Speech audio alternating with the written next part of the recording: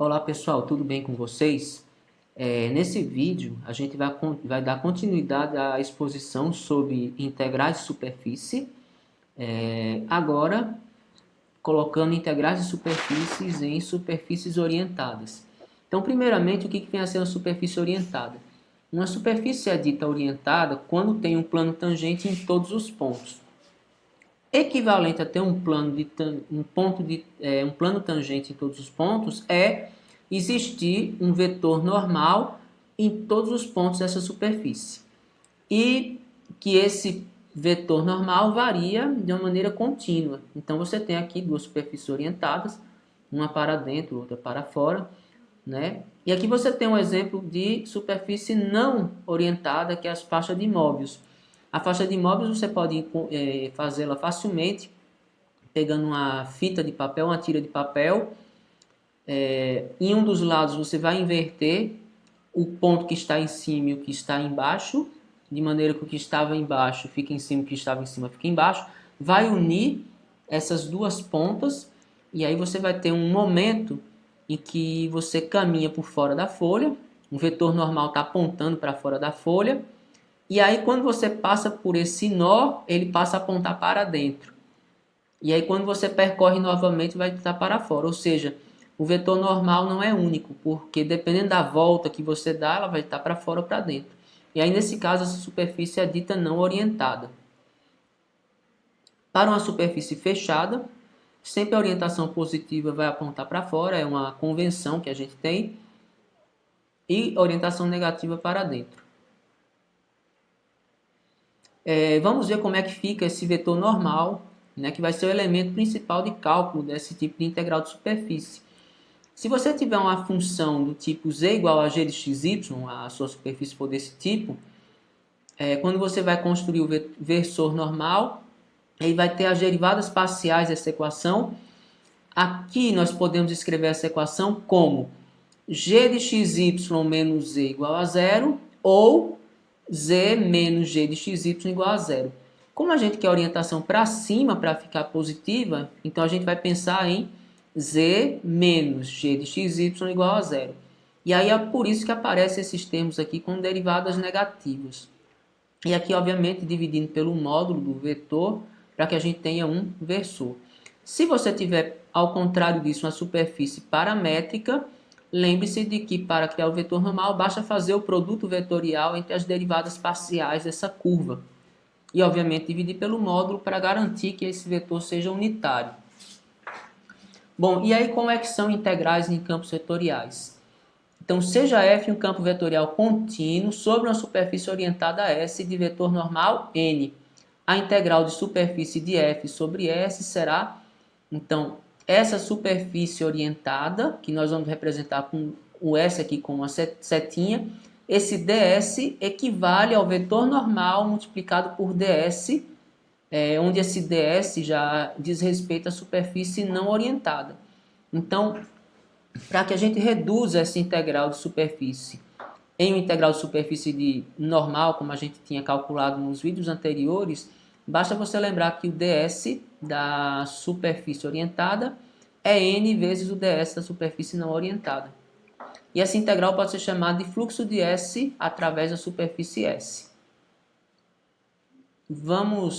E como é que ficaria isso a depender do tipo de função? Se a gente tiver uma superfície do tipo z igual a g de xy, você vai pensar, obviamente, na função f como z menos g de xy, e o gradiente de f, no caso dessa função, vai ser normal a s, né? Que é o que nós vimos na transparência anterior.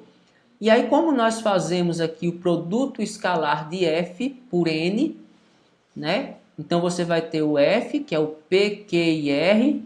Lembrando que p, q e r são funções de x, y e z, nós economizamos aqui na notação. Aqui é o vetor n, e o ds é o quê? É o módulo de n vezes dA. E aí esses dois termos se cancelam, eu fico apenas com um produto escalar de p, q e r por gx, gy e 1.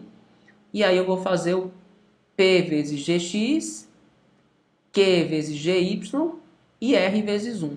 Então, nós podemos dizer que quando a função é dessa forma, nós podemos reduzir a integral de superfície a uma integral dupla dessa forma aqui. Vamos a um exemplo, né? Eu quero calcular a integral dessa função, onde S é a fronteira da região E entre z igual a 1 menos x ao quadrado menos y ao quadrado e z igual a 0. Então, eu tenho o que essa superfície? Eu tenho um paraboloide com a concavidade para baixo e o plano xy. E se eu quero calcular a integral de superfície para o lado positivo, aqui você vai ter duas superfícies suaves, uma que é a casca do paraboloide orientado para fora e outra que é o círculo no plano xy, que é orientada para baixo. E eu vou fazer a soma dessas integrais, obviamente, né? Então vamos pensar na integral S1. A superfície S1 é orientada para cima, né? A superfície, lembrando, ela é z igual a g de xy, que é 1 menos x ao quadrado menos y ao quadrado. P, Q e R são y, x e z. O z é 1 menos x ao quadrado menos y ao quadrado. As derivadas parciais de g em relação a x e a y são 2x e 2y negativo. A região de integração bidimensional será o domínio D, que é o círculo de raio 1. E aí nós vamos colocar na equação que nos dá a integral de superfície, né? Então eu vou ter o P, que é o menos y, dg dx, que é menos 2x, menos x vezes 2y, e o R, que é 1 menos x ao quadrado menos y ao quadrado. Vou fazer todas as continhas aqui, né? Então vou ficar com 4xy e 1 menos x ao quadrado menos y ao quadrado, dA. E aí agora eu vou resolver essa integral dupla. Aí como essa integral dupla está numa região circular, nada melhor do que colocá-la em coordenadas polares, né? Então eu vou colocar x como r cosseno θ, y como r seno θ, aqui vai dar r ao quadrado, o dA é r dr dθ, o raio varia de 0 a 1 e o θ de 0 a 2π, porque eu vou dar a volta toda no plano xy. E aí fazendo as continhas básicas, você chega a π sobre 2, que é a integral nessa região aqui, na superfície S1. Agora a gente vai fazer o mesmo na superfície S2, que é orientada para baixo, né? P, Q e R são y, x e z. No caso, a superfície S2 é z igual a 0. Então vai ficar y, x e 0. O vetor normal não é necessário nenhuma equação para calcular, né? Mas se eu calcular por equação também tudo bem. É um vetor unitário apontado para baixo. Como aqui é o plano xy, o vetor apontado para baixo é menos k, né? E aí quando a gente aplica a equação, né? Nós vamos ter que a derivada de g em relação a x e a y é 0, porque g de xy é 0, né? R é 0, então a integral de superfície vai dar 0.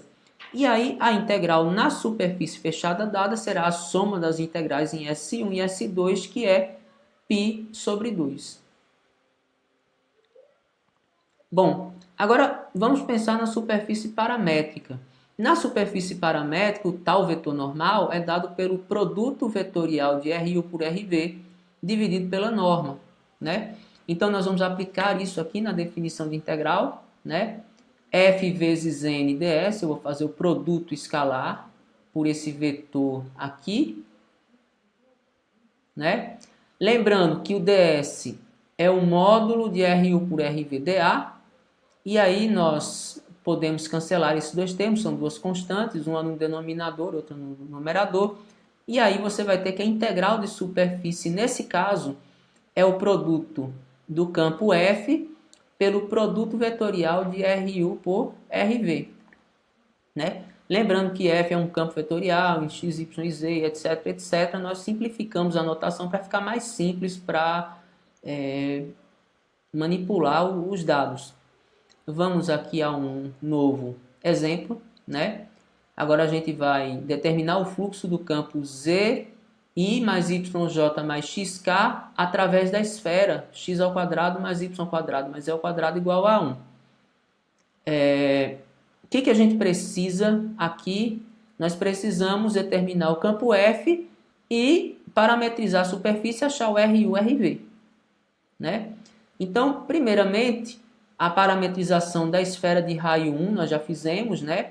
Seria o equivalente a colocar x, y e z em coordenadas esféricas com raio 1. Né? Então, cosseno de θ seno de φ, seno de θ seno de φ, cosseno de φ.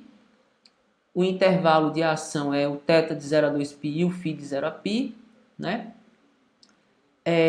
Vamos fazer as derivadas parciais em relação a φ e a θ. Calcular o determinante. Né? E aí nós temos o produto vetorial de Rφ por Rθ. Nós já fizemos essa conta também em aulas anteriores. Vou precisar colocar o F em função de φ e θ, né?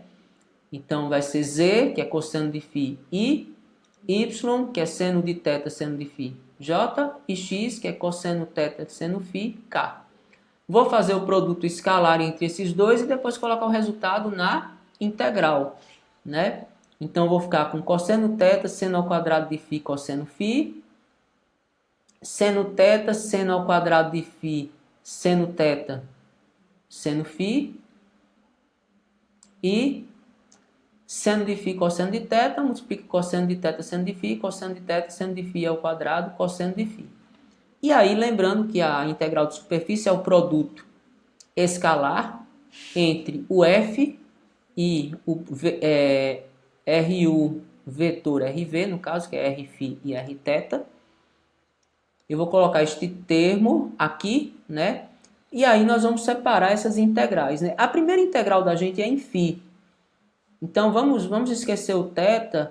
Eu tenho que integrar seno ao quadrado de φ cosseno de φ, seno ao cubo de φ e seno ao quadrado de φ cosseno de φ em relação a φ de 0 a π. Então vamos fazer essas integrais separado, né? Essa primeira integral, ó, eu tenho seno de φ ao quadrado, cosseno de φ. Essa integral pode ser resolvida de uma maneira bem simples, porque a derivada de seno é cosseno. Então eu chamo U igual a seno, du vai dar cosseno de φ dφ. Então vai dar um U ao quadrado, que vai dar U ao cubo sobre 3, né? De 0 a π. E aí quando nós fazemos seno ao cubo de π e de 0, dá 0. Então a integral é 0. Aí essa segunda integral é a integral de seno ao cubo, né? Seno ao cubo pode ser escrito como 1 menos seno ao quadrado, 1 menos cosseno ao quadrado vezes seno, né? E aí essa integral também é tranquila, porque você vai ter uma integral de seno, que é imediata, e uma integral de cosseno ao quadrado vezes seno, que pode ser feita por substituição de U igual a cosseno de φ. E aí, fazendo as continhas, você vai chegar em 4/3. E a última integral, que é a integral de seno ao quadrado de φ cosseno de φ, nós vamos resolver da mesma forma que a primeira, né? Vai dar 0. E aí, quando nós substituímos, né? Esse primeiro termo anulou, esse último termo anulou, e eu fiquei com seno ao quadrado, e o seno ao cubo de φ, quando integrou em φ, deu 4/3. Então, fica 4/3, integral de seno ao quadrado de θ de 0 a 2π. E aí, quando a gente calcula a integral de seno ao quadrado de θ, lembrando, por 1 menos cosseno de 2θ sobre 2, né? Fazendo as continhas, vai dar 4π sobre 3. Né? Então, eu espero que vocês tenham entendido. Vão lá nas notas de aula, resolver exercício, e qualquer dúvida pode entrar em contato. Até logo!